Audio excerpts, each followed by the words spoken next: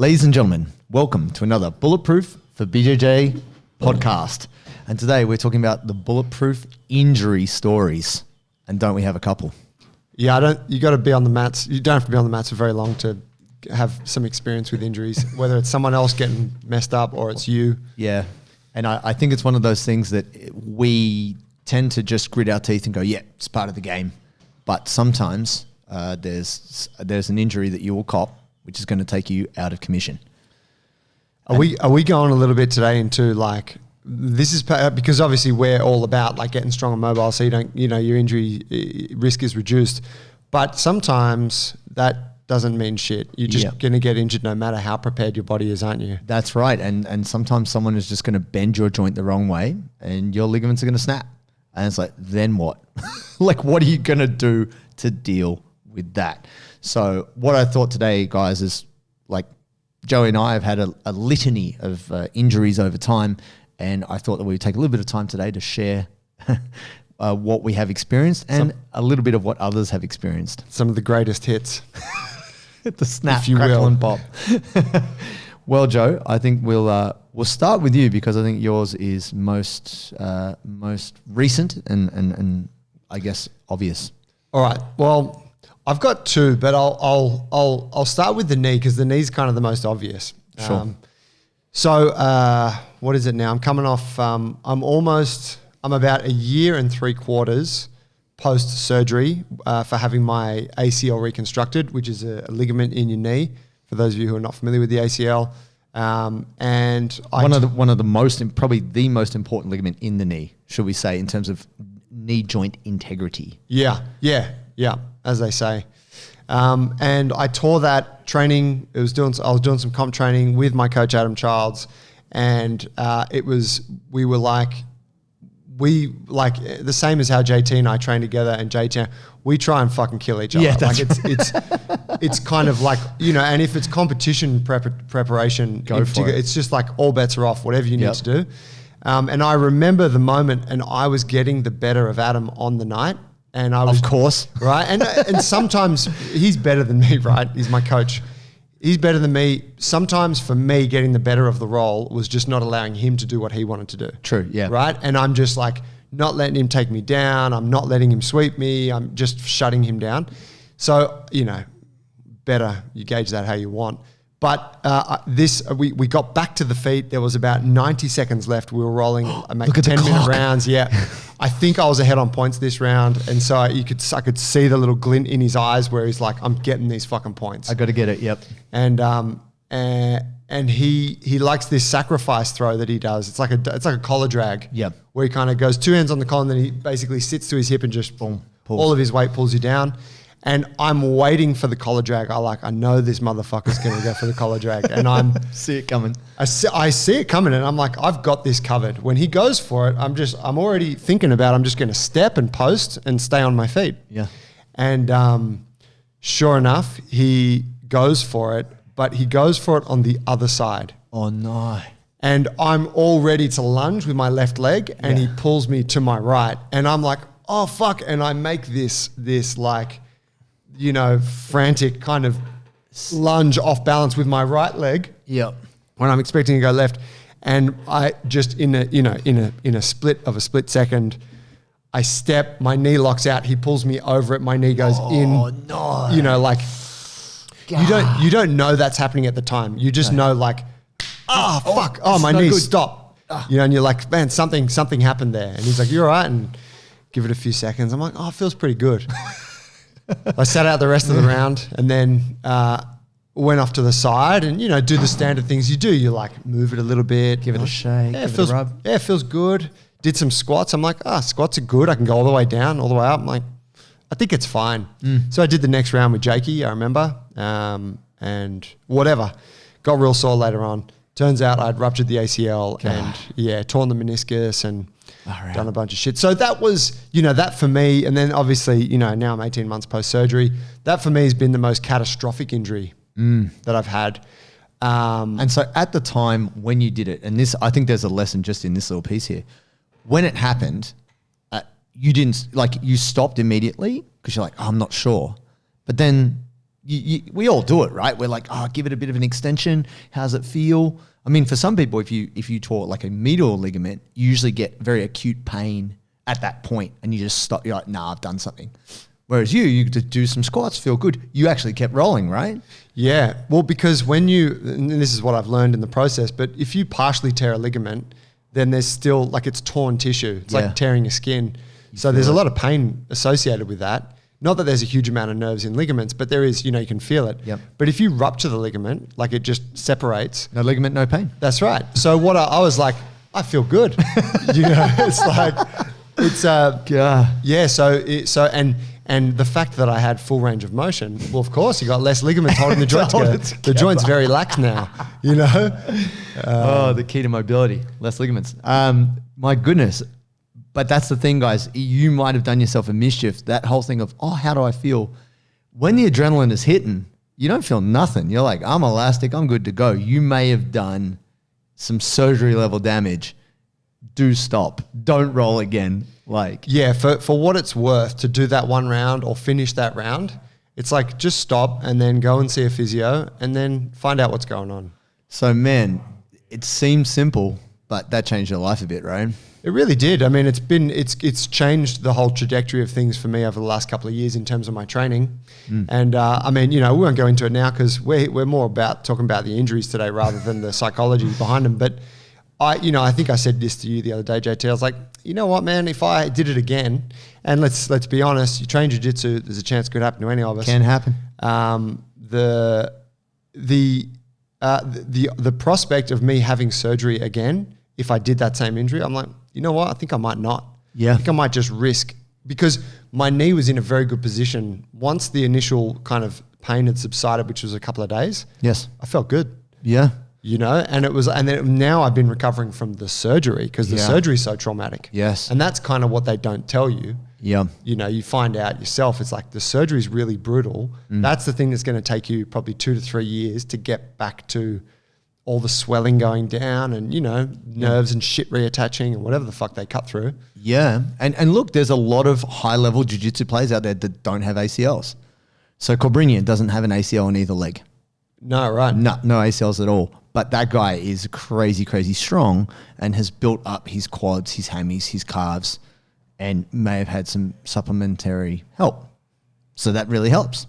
The 2014, the last time I was in Brazil, Michael Lange completely tore his ACL, and he was trying to work out, this is like 4 weeks out from Worlds. Do I have surgery? Do I not have surgery? And Liv and Lockie were there. Shout out Livia Giles, Lockie Giles, and their new baby, Walter. Oh, yeah. Welcome. They said, nah, Mike, don't do it. And I said, bro, we strapped the hell out of your knee. You can do it. And he actually got a bronze medal that year. Wow. So he went into the comp, no ACL, and his knee felt fine, and we strapped it every single day. So, I mean, look, if you're a running athlete, if you play footy or you're a track athlete or something like that, ACL is pretty important for stabilizing the knee. But that said, you can, not that I'm saying this is a medical, in my personal recommendation, my medical opinion. The ACL is superfluous. Just much like the tonsils, get rid of them. just cut it out. Just go ahead. But that's the thing, guys. Like, because I guess this kind of leads me. It's a direction change thing, isn't it? It is. So if you're just going in a straight line, it's fine. It's pretty good. But yeah, if you're playing a ball sport or anything that requires like lateral movement, it's tough because it really stops your shin bone from moving too far forward as your femur rotates or moves. Right. So people without ACLs, you'll see their shin just kind of drift a bit and pop back. Ooh. Anyway, that said, I'm missing a ligament in one knee. Oh. Yeah, my left knee. Bit of laxity there. And this speaks to lack of preparation. So guys, there's be a cautionary tale. I was rushing out to AET, Australian Elite Team, because I had some really hard gi training there. Great gym. Shout out to Ninos Damos. Where's that? That is out near, towards the airport. So in Melbourne, Victoria. AET is probably the biggest gym in Australia. I'm pretty accurate in saying that. Like, I've been to one of their normal classes and they'll have 100 students. It's a jiu-jitsu team? It's a jiu-jitsu team. How have I never heard of them? Australian Elite Team. Wow. It's a massive, and a lot of tough guys out of that gym. at that time I was a blue belt and I was doing the classic blue belt things, which is like trying to train in the morning, do a bit of work, like bit of PT, try and make a lunch session, lift some weights, do a bit more PT, and then rush out to night training. And I would just go wherever the training was hardest. And some of the gi sessions at AET are brutal because you just got all these tough guys who had a just amazing gi game. And I was prepping for Worlds. This is in 2011. So I was a blue belt, I was doing pretty good, and I rushed out there and my training partner was David Unen. So this is no shade on David, this is on me. I totally missed warm-up. I came in 20 minutes late and they were drilling De La Riva sweeps. And I was like, full of adrenaline, like, oh, I'm good to go.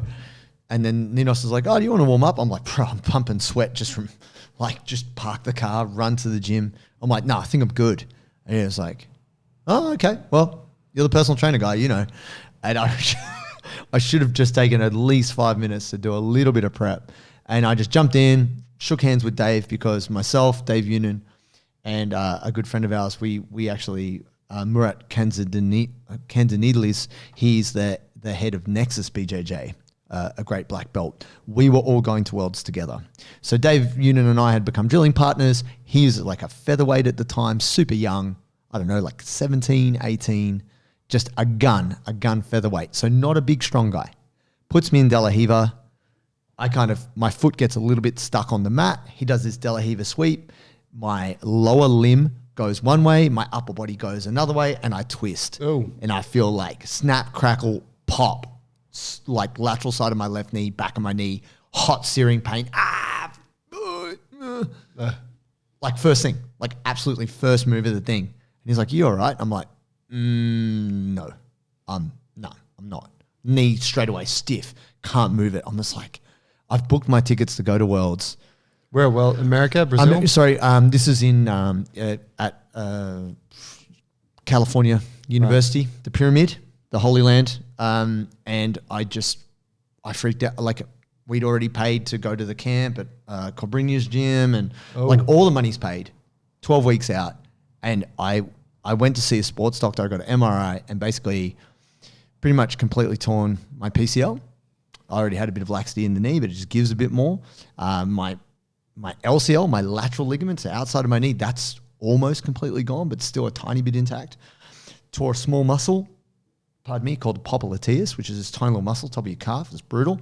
And partly tore my biceps femoris, which is like an outermost hamstring muscle. Wow. So it was like I couldn't walk. I was all kinds of messed up. And the sports doctor had said, you need surgery. And I was like, but I paid all this money and I want to go to Worlds. So then I talked to a good friend of mine, Teresa Marcello, and she is an awesome myotherapist and just one of the best therapists I've ever seen in terms of being very patient and calm and knows stuff. So I went and saw her and I'm like, Teresa, what am I going to do? She had a look at it and she said, well, let's just see how your ligament heals. Like as long as your LCL is intact and, you know, we can heal this stuff, it might be possible. She's like, but just don't do anything for 4 weeks and really look after it. And I was like, shit, okay. So I didn't train jiu-jitsu for almost 6 weeks. And she said, and you got to tape your knee. So I invested a lot of money in like tape. So she said, look, I've got a hook up through physiosupplies.com, whatever. I can get you tape for $8 a roll if you buy 100 of them. And I was like, let's go. Because I was going through probably a roll of tape every 2 days. Wow. Strapping there, like mummifying my knee. And then after the 6 weeks, it was 6 weeks to Worlds. And every training session, Teresa said, you can train, you got to train light, but you have to strap your knee. And I did the classic dumb guy thing. Like the first time I spent all this time strapping it. I'm like, I'm going to train again in like 2 or 3 hours. Surely I could just leave the tape on. That's not unhygienic. Oh my God. Worst mistake of your life. Not only is the bacteria on there, but the glue. Your pores are open from sweating. They can absorb the glue. So lesson to you lazy young boys who are learning to tape your ankles. Don't tape your ankle for lunch class and leave it on there for night class. One, that is the most mank thing you can do. But two, you're probably going to get a real bad skin rash. I've had that before. Yeah. Yeah, but it's hard too because sometimes you go to the physio and they're like, leave this tape on for 5 days. Yeah, you're like, okay, but they don't understand that you're going to go and bathe in someone else's sweat. God damn. But it's the thing, you got to learn to tape your knees, guys. Like I'm pretty lucky. I went to a taping course very early on as a Taekwondo coach because we'd always wreck our ankles because we kick with our feet, which is not that smart. And I knew how to strap my own knees. So that was helpful, but it's something I would advise you guys to learn how to do. You're basically making an exoskeleton out of tape to make up for the lack of ligaments. Yeah. Anyway, turns out PCLs aren't that necessary. They are, but whatever, it's jiu-jitsu. PCL and ACL are much the same. They're both cruciate ligaments, aren't they? Similar, but one's more at the front, one's more, yours is more at the back. ACL starts at the back, runs through the front. Right. I mean, PCL does too, but it's lower. It starts lower. Yep. ACL starts higher. ACL is like more important. Right. PCL, not so much. I've gotten away with it so far. But I just did a hell of rehab and I sat on an exercise bike. Like exercise bike, just turning over, a bit of resistance, just trying to get my quads moving. Long story short, trained with it every day, developed a crazy rash on my skin, not from leaving the tape on, but just from taping my knee every single day, twice a day. You shaving those hairy ass fucking legs of yours? You probably needed to invest in Mate, 100 Gillettes per week as well. I did. I had that really weird, I have no shame. I had the knee guard shaved, like. Oh, right, like just that section? Just that section was shaved. People just like, is this a thing? What's wrong with you? When I turned up at with Justin Lang at his gym, the guy who was helping me with my knee rehab, awesome guy, by the way, awesome gym. Justin was like, "Oh, I'll show you how to." It was actually I had another little injury, which was my ankle, which came about during the knee rehab, and he said, "Oh, I'll tape it for you." And then he was looking at my legs, and there's heaps of like footy players and stuff down there. Sure. Everyone in that gym's taped up. Something is strapped. Yeah. And he's like, "I'll tape your ankle for you." And then I roll up my pants, and he's like, "What's all this hair, mate?" He's got a croaky voice. "What's all this hair, mate?" He goes, "Mate, shave your legs like a real fucking man."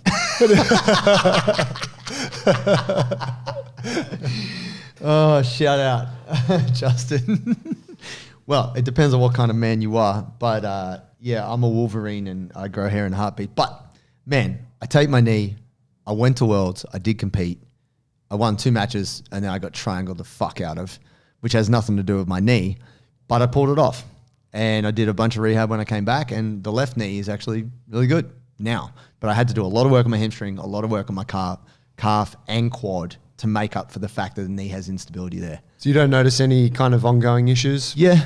I mean, look, it does move probably 5-10 degrees more than it should. That's why you tapped that knee bar I put you in last time we were huh? Whatever. You can talk. I didn't know it was pre-injured. I'm sorry. You always say these things. I'm an able-bodied human. Yeah, shut up, disabled man. You qualify for the disabled Olympics. God, I just tap. You're not denying the tap, though, are you? What are you talking about, bro? I will tap. It's true, but you were going for the other knee, and don't worry about it. But that said, leave your ego at the door, guys. Take that from us. No, Create a healthy training environment. Don't leave your ego at the door. Fight to the freaking death. Use your ego to bash your opponent. Exactly. Pick your ego up and punch them in the neck with it. But that said, even though we've done mischief to ourselves on different levels or suffered, we too are guilty of injuring other people. Oh God, I think everyone is. You know, it doesn't take long to be in the game. Whether or not you caused it or it happened while you were rolling together. Yeah, it's going to be something that you have to carry with you. Yeah, it's tough, guys, because you may not even be attempting a submission or anything. They put their foot the wrong way, they put their arm out, and then they're screaming and they're blaming you, and you're like, you feel terrible. God, what am I, a complete psychopath? Like, and it's very hard to cop, and I'm sure there's plenty of people out there who can relate. Mate, I'll tell you this. My one, this was 100% my fault, and I still feel guilty about it to this day. So the first gym that I trained at, Roots, Bondi Beach. Yes. Just everyone getting after it. It was kind of Wild West, training just pair of shorts, top off, just going for it. Yep. Just gritting it out. Summer, I think I'd been trained for about 3 months. At that point, I hadn't been exposed to any of the injuries of jiu-jitsu. Sure. I was just on this steep upward trajectory. Going for it. Yeah, where you're like, this thing is so much fun. It's so cool. Good. Yeah. And it's what could possibly go wrong? Yeah, it's this like period of innocence or naivety. Yeah.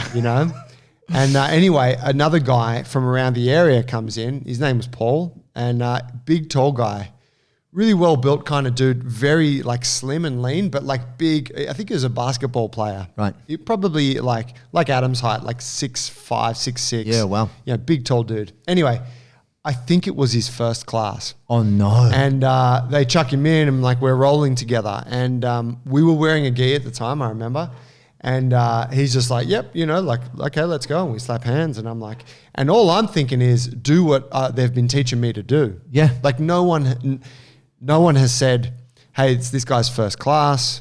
Take it easy. You're a bit of a tornado. Just ease it. There's been none of that, right? Take it easy, Tasmanian devil. Yeah. And I jump guillotine on the guy. I just go jump guillotine. Of course you do. And close guard, right? Throw my legs around him, put all my wrap that neck. I'm like, fucking long neck. This guy's going to tap for sure. And giraffe boy. He falls, like obviously all of my weight attaching to his upper body. He falls down. It's an arm in guillotine. And the arm that's in the guillotine, he places the hand on the floor and he just goes, ah! And I'm like, oh shit. And I let go and he rolls over onto his back and he's like clutching his elbow. He's like, ah. And I'm like, oh, holy shit. You can see through the gi that something's deformed at the elbow. Oh no. And I'm like, oh fuck, Jesus Christ, man. Yeah. And he's like, oh, my elbow. And the thing was, he's in the gi. We couldn't get it off. Oh God. There's this big lump sticking out from, the back of the tricep. And I'm just like, oh God. And the coach is like, oh, what's happened? He's like, oh, okay, yep. And call an ambulance, and they call an ambulance. And fucking, at some point, the ambulance guys or paramedics come up. They come in, they give him the green whistle, and then they cut the gi off. And he's posted with all of my weight wrapped around his head and neck. And he's posted, and his elbow is completely dislocated and just shot out the back of his tricep. Oh no. Yeah, it's horrific. Oh Jesus. And they take him to hospital, and I'm immensely apologetic. And I remember I went and bought him a couple of magazines. I went and visited him in the hospital, and he showed me the X-ray. It was incredible seeing that joint just dislocated. And anyway, and I was saying, I'm like, mate, I'm so sorry. And he's like, oh, it's okay, man. It happens, And I was like, and at that point, I still couldn't really process my level of irresponsibility in doing that. Sure. And I mean, I don't hold myself completely accountable to it because it's like, I shouldn't have been able to do that. Yeah. Like I should have been told, hey, there's rules. This guy's new. Yeah. We shouldn't have been rolling together. Of course There's not. a bunch of things that should have been in place, right? Yeah. But still, I'm like, that poor fucking guy. Yeah. And I remember I'd see him around the hood, like in the years following. And I'd always be like, hey, bro, how you going? And he'd always be like, oh, hey, man. Like kind of a bit dismissive, like didn't want to talk to me. Of course. And I was always like, oh, damn, I cut that dude so deep. You're the injury guy. I mean, now we just put it down to you being a brown belt savage, but yeah, I mean, now it's completely on me. Nah, man, that's so true. It's early days, right? Like you don't know any better. You just think this is jiu-jitsu. I'm trying to do my thing. Yeah. And it's really on the culture of the gym to say, hey, this is the rough kid. We shouldn't put him with the new beginners. Like, don't let the soft newbies play with sharp objects. Yeah. I.e. Joe Worthington, the natural, the elbow breaker. Fucking poor guy. Oh, God. And it sticks with you. And I have a similar story. Armbar, big guy called Vince. Vince used to train at Peter DeBean. I think basically like a career purple belt.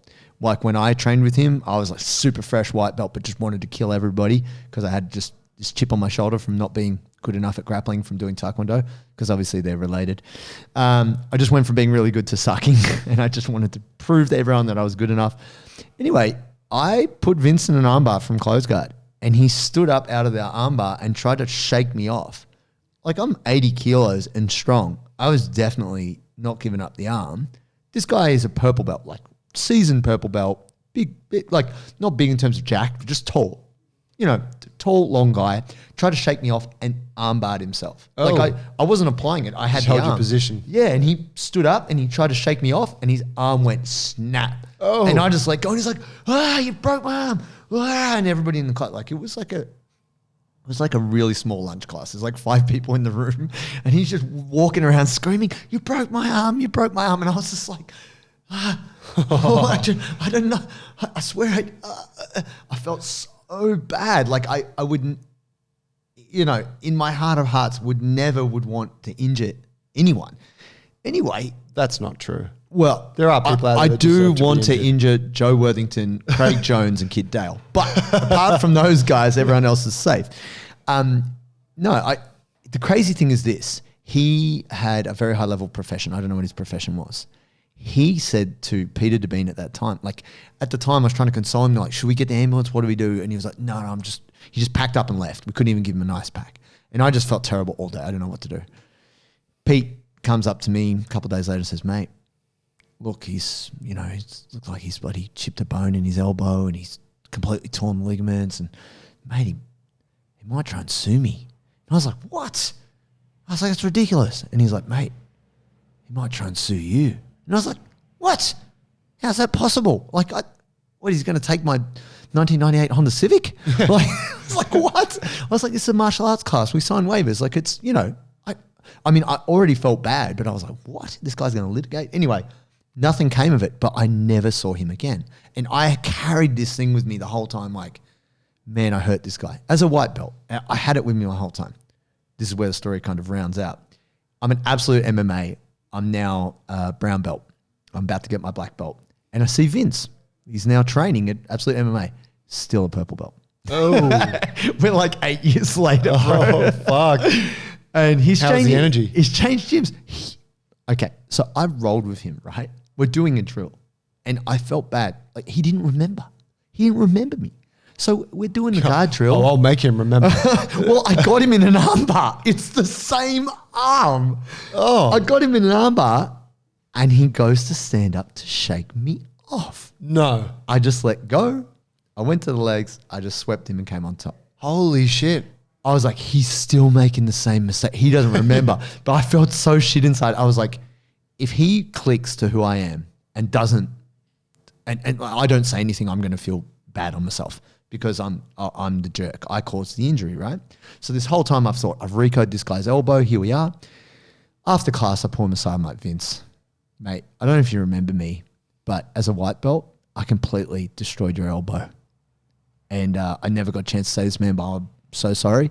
And I just wanted to tell you face to face, that's who I am. And I hope you forgive me. He's like, what? My elbow was fine. I was back at training the next week. I was like, what? Are you serious? And he was like, yeah, the elbow's fine. I never had surgery. It was fine. Like, I had a few words with Pete, but after that, it was fine. And I was like, fuck you, Vince. I've carried that stone in my heart this whole time thinking I'm a bad person and you're just shit at defending arm bars. I should have broke your arm. Holy shit. Yeah. So there you go. I carried that with me the whole time and actually he was fine. Oh, that's wild. Yeah. It's crazy. But yeah. But Anyway. there's a lot in that, right? In you carrying that and then like all for nothing. Yeah, but not for nothing because I had the arm bar, right? And he was making that mistake again. But I'm like, I don't need to do this. I'll just let go. I'll just do something else. Yeah. I'm better at jiu-jitsu. I've got other options. I don't Yeah. just have that hammer. So I'll just do a sweep. I'll just, like, and I think that's the thing when you get those moments when like, oh, I could do this submission. You've got someone who's fighting really hard. Sometimes people don't tap until they hurt themselves. Yeah. Because they're so stubborn. And you've got to make that decision. Do I just want to make the person tap or am I going to, and sometimes it's out of your control. Like your instance, Joe, you had no idea that he would post his arm, but you were trying to snap his giraffe neck. Jump guillotine. Everyone knows a jump guillotine. You've watched the UFC, surely. Easy. Nah, I think it is a hard thing, guys, whether you've been injured and look, even though it sounds silly, like injuring someone is kind of traumatic, to be the injurer. Oh, it's awful. Oh, You want it to be you. Yeah. Like because you feel so guilty and you feel so helpless. Powerless. And I mean the classic thing at jiu-jitsu is like someone like snaps their knee and then the person that they were rolling with is like, oh, I'll get an ice pack. That's going to make it all better. Yeah, and it's like, what's the one thing I can do to show that I didn't, to show my guilt and to show that I care? It's like, I'll get the ice. But it's like, yeah, it's a shit feeling. Oh, it's the worst. But no, that's the thing, guys. We deal with injury all the time, and it doesn't matter how strong and fit you are. There will be times when it crops up. But what you do immediately post-injury is quite important.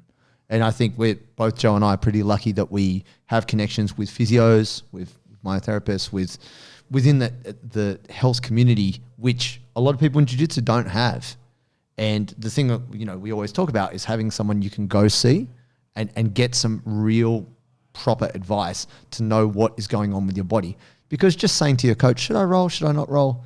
This is bad. We actually had a guy post on the group just the other day about having his 4 months post ACL surgery. And it happened to him from somebody doing the lockdown and doing like a electric chair. Oh, wow. Yeah, tore his ACL that way. Yeah, right. Coming With up the on twist. the sweep with it that rotates the knee. Yeah, and some of you may have experienced something similar. And now he's like, oh, I'm really hesitant to go back to jiu-jitsu. Like, he's not hesitant to go back. He's like, I'm really scared about half guard and being put in a lockdown. I'm like, dude, can you do a full squat? You're only 4 months post-surgery. Like, let's just get our function back.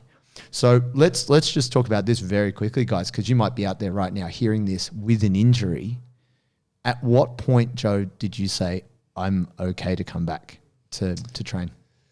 Well, I think I went back at 3 months. Yep. Maybe 2.5, 3 months. But I went back very deliberate, like drilling only with Adam. Yep. And very specific drilling because there's still a lot of positions I couldn't get into.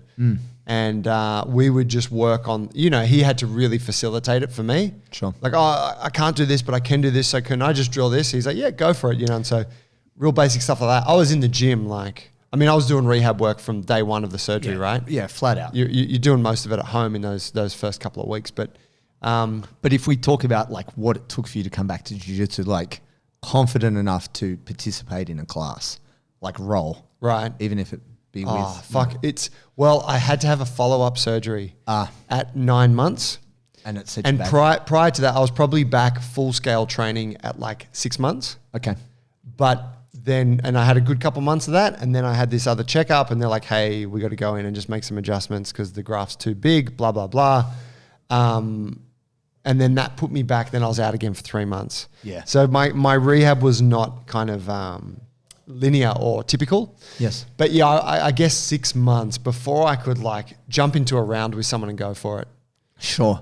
And I think this is something we've got to consider, guys, that like when you get an acute injury, like ligament snapped or muscle torn, etc., there's an acute phase, and hopefully you don't have to have surgery. But if you do, it's going to extend that. And then we've got to factor that in. So the advice I always give to people, if they've had any kind of an injury, whether it's knee, back, hip, shoulder, neck, anything, do you just have your normal healthy function? Because if you don't have your kind of normal, I can squat all the way down, stand all the way up, I can straighten my leg, or I can hop on the spot, you should not be doing jiu-jitsu. Like you're adding the chaos element that some random person will just yank your leg the wrong way or shove your face into the mat, or a young Joe Worthington just tries to guillotine you. You've got to be wary of that. I mean, you might have a long neck. It might just be calling to me saying, guillotine me, guillotine me. And I'm like, I'm going to fucking guillotine that neck. So for all of you long neck people out there in the world. Long neck white belts. Specifically. Please, no colored belts. Too difficult to guillotin. No. We don't want anyone with any skills or knowledge. But yeah, it's there's a lot to be considered there. I think, adding to that, just go and find a physio that knows what's up, knows how you train jiu-jitsu, someone that knows the body, so that you can go to them and like the $100 you're going to pay them, or the $130 or whatever it is for that consult, when you've had something happen in training, even though you might feel okay afterwards and you're like, I feel pretty good, go and fucking find out, because like you're not responsible to make that decision, nor are we. Yeah. You got to have someone that works with this shit day to day, and they can do some very simple assessments and say, oh yeah, it looks like everything's in okay shape, you're good to go back to training. Or they'll tell you, you know what, man, I think you might have done some mischief. Here's the best course of action. Definitely. You'll be glad you did. Oh yeah, it's cheaper than surgery, right? Like $100 or a couple of $1,000, and the time you'll lose not being able to work, and all the associated things that come with injury and being out of commission. So definitely, guys, you need a body mechanic. You need someone you can consult to check on your rig. And once you've done that, then once the physio said, yes, you're good to go, we can give you some advice from there. But if you've just done yourself a mischief, torn a ligament, whatever it is, go and see a professional before you come see us. Yep. All right, my guy, I think that's a good time to finish it there. Thanks, bro. Now, for all our people out there in the world, if you want to leave us a question, we now have that function on our website.